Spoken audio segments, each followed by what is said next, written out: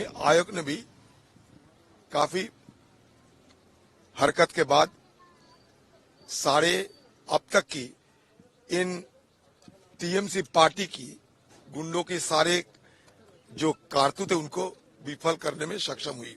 आगे क्या स्थिति आएगी मैं तो अभी इसी वक्त कहने की स्थिति में नहीं हूं। अब तक की स्थिति ऐसा है कि चुनाव हो रहे हैं, लेकिन कई कई बूथे हैं, जैसे कि बेलडांगा बोल के एक जगह है मिर्जापुर, ये बड़ा खतरनाक जगह है, और बरुआ की दो चार जगह, और सालार की एक दो छोटे छोटे पॉकेट में ये सत्तारूढ़ पार्टी के कुछ गुंडों ने बदमाशी करने की कोशिश कर रहे हैं। अगर यूसुफ पठान के प्रति ममता बनर्जी की जरा सा उनको सम्मान देने की जरा सा उनकी मंशा रही, अगर रही थी तो उनको राज्यसभा में ला सकते थे।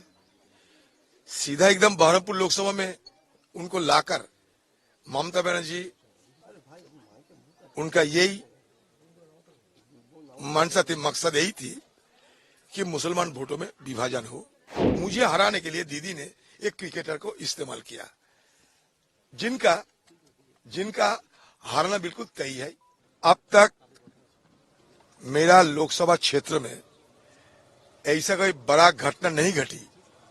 छोटे मोटे दो चार जगह एजेंट वालों को घुसने नहीं दिए गए थे, कई कई जगह एजेंट को धक्के मार के निकाले भी गए थे, लेकिन तुरंत हमारे पार्टी और हमारे सारे कार्यकर्ता उनकी सक्रियता की बदौलत हमें तुरंत सारे खबर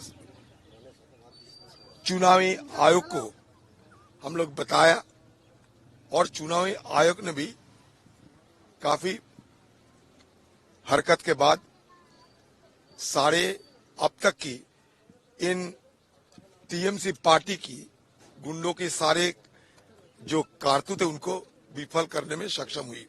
फिर भी तो शुरू हुई, धीरे धीरे आगे क्या स्थिति आएगी मैं तो अभी इसी वक्त कहने की स्थिति में नहीं हूं। लेकिन एक बात तो मैं जरूर कहूंगा कि चुनाव आयोग काफी सक्रिय है, ये तो मैं जरूर कहूंगा। जहां जो देखते हैं जरूर कहूंगा। ये अब तक की स्थिति ऐसा है कि चुनाव हो रहे हैं, लेकिन कई कई बूथे हैं, जैसे कि बेलडांगा बोल के एक जगह है मिर्जापुर, ये बड़ा खतरनाक जगह है, और बरुआ की दो चार जगह, और सालार की एक दो छोटे छोटे पॉकेट में ये सत्तारूढ़ पार्टी के कुछ गुंडों ने बदमाशी करने की कोशिश कर रहे हैं। वो नहीं चाहते कि हमारे एजेंट अंदर जाएं और बैठे रहें। और सत्तारूढ़ पार्टी की और एक मतलब सुविधा ये होती कि काफी ये निर्दलीय प्रार्थी को उन्होंने खड़ा किए हैं, जिनकी चलते उनकी अपना एजेंट की संख्या भी बढ़ चुके हैं। वो बूथ के अंदर ज्यादा एजेंट रहते हुए वो बूथ के अंदर गड़बड़ी करने की कोशिश कर रहे हैं, लेकिन फिर भी हमारे जो एजेंट वहां है वो सारे इन लोगों को, सारे साजिशों को, सारे इन लोगों को नाकाम करने में अब तक तो सफल रही। क्या चुनाव शांत रहेगा? क्या लगता है? अब मुझे तो ये उम्मीद है, मुझे बिल्कुल उम्मीद है कि हमारे चुनाव आयोग की जो सक्रियता हमें देखने को मिलते हैं, इसमें चुनाव जरूर शांत रहेगा और आम लोगों की वोटदान करने की मौका मिलेगा। ये मुझे लगता है। अब तक के हालात बता सकते हैं, आगे क्या होगी अब जब रहोगे मैं बोलते रहूंगा। यूसुफ पठान एक बड़े क्रिकेटर है, श्रीलंका में खेल रहे हैं। अगर यूसुफ पठान के प्रति ममता बनर्जी की जरा सा उनको सम्मान देने की जरा सा उनकी मंशा रही, अगर रही थी तो उनको राज्यसभा में ला सकते थे। सीधा एकदम बहरमपुर लोकसभा में उनको लाकर ममता बनर्जी उनका यही मंशा थी, मकसद यही थी कि मुसलमान वोटों में विभाजन हो, ध्रुवीकरण हो। देखिए, मोदी जी और बीजेपी पार्टी सांप्रदायिक ध्रुवीकरण की राजनीति करते हैं, ये सारे देशवासी को नहीं, सारे दुनिया को पता है। पहले तो देशवासी को पता चलते थे, अभी दुनिया कह रहे हैं कि मोदी जी सांप्रदायिक ध्रुवीकरण की सियासत करते हैं। लेकिन बंगाल के जो अग्नि कन्या ममता बनर्जी, वो भी मोदी जी के पीछे नहीं रही। वो मोदी जी के साथ साथ ये भी कहने लगी कि हम भी किसी से कम नहीं जब तक सांप्रदायिक ध्रुवीकरण की राजनीति की सवाल हो।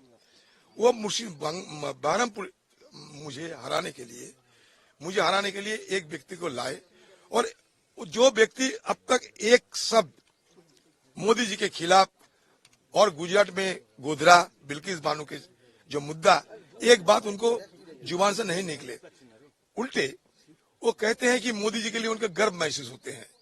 तो पता लगाइए कि ये मोदी जी और दीदी की सेटिंग के अलावा और क्या हो सकते। इसीलिए मुझे हराने के लिए दीदी ने एक क्रिकेटर को इस्तेमाल किया, जिनका हारना बिल्कुल तय है, नंबर 1। नंबर 2, टीएमसी पार्टी एक तरफ कह रही है कि हम लोग मुसलमान, तुम इतने बार तुम दादा को वोट दे, भाईजान को वोट दो। दूसरी तरफ हिंदुओं को ये सलाह दे रहे हैं ये टीएमसी पार्टी कि हिंदू तुम सारे बीजेपी को वोट दो क्योंकि पठान हारेगी। तो ये जो दो मुहिया राजनीति टीएमसी पार्टी ने किए हैं, सारे यहाँ के लोगों को पता चल गया। देखिए, हमारा डिस्ट्रिक्ट मुर्शिदाबाद, यहाँ सांप्रदायिक राजनीति की कभी सफलता नहीं मिलेगी, इसलिए ये मुर्शिदाबाद जिला हो सकता, ये माइनॉरिटी डोमिनेटेड डिस्ट्रिक्ट जरूर है, संख्यालघु अध्युषित इलाका जरूर है। 70% मान लीजिए संख्यालघु यहाँ रहते हैं, मतलब अल्पसंख्यक, जिसका अल्पसंख्यक कहते हैं, वो बांग्ला में हम संख्यालघु कहते हैं। अल्पसंख्यक को संख्या तादाद, हमारे डिस्ट्रिक्ट में अल्पसंख्यक की तादाद लगभग 70%। अच्छा, सारे हिंदुस्तान में परसेंटेज की मतलब आंकड़े के हिसाब से सबसे ज्यादा मुसलमान रहते हैं कश्मीर की अनंतनाग जिला में। उसके बाद एब्सोल्यूट टर्म में सबसे ज्यादा मुसलमान रहते हैं हमारे डिस्ट्रिक्ट मुर्शिदाबाद में। फिर भी ये डिस्ट्रिक्ट में मैं दिल्ली से ब्राह्मण पुत्र प्रणब मुखर्जी को लाए थे और जंगीपुर क्षेत्र में उनको उतारे गए थे, आपको शायद जानकारी है।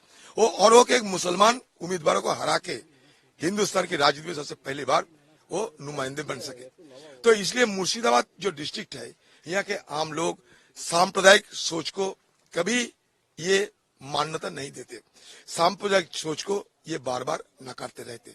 फिर भी ममता बनर्जी की कोशिश रही कि कम से कम अधीर चौधरी तो हारे, चाहे इसके बदले अगर बीजेपी जीत जाए तो कोई फर्क नहीं पड़ते। इसलिए एक पार्टी जो पठान के लिए भाई को वोट दो, दादा को हराओ एक नारा लगाते हैं, वो पार्टी हिंदू एरिया में जाकर ये कहते हैं कि मौका मिले है, पठान हरेगी, अभी बीजेपी को जीतने का बड़ा गोल्डन अपॉर्चुनिटी आ गया है।